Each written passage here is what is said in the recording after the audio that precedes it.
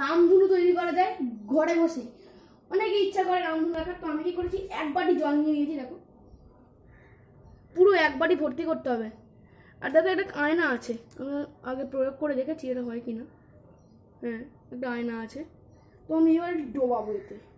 তো দেখো গাইস, এর রিফ্লেকশনটা দিনটা দেখো নর্মাল, একদম নর্মাল রিফ্লেকশন হচ্ছে। এবার বোঝার মতো হয়তো বুঝতে পারছো না, কিন্তু রামধনুটা তৈরি হলে তবে বুঝবে। Wait just a minute. হ্যাঁ, রোদ পড়তে হবে বলো। এই যে এমন করে রাখতে হবে রোদটা পড়ে, দেখো ইটস ইজ রামধনু। আমি একটু স্টপ করছি।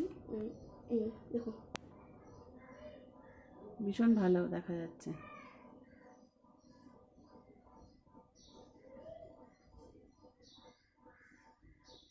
হ্যাঁ রামধনু।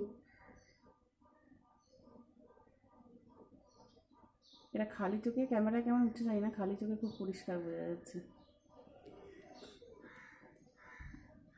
ক্যামেরায় উঠবে এটা, কারণ এইসব রামধনু ক্যামেরায় শিওরলি উঠবে, কারণ এটা কৃত্রিমভাবে তৈরি রামধনু।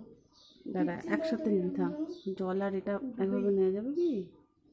আমি দেখো আমার হাতের মতো রামধনু আসবে, দেখি চেষ্টা করে। ও মাই গড, হালকা হালকা আসছে কিন্তু পুরোটা আসছে না। ঠিক আছে, নিচে নামিয়ে দিলাম রামধনুটাকে, ইচ্ছা করলাম নিচে নামাতে।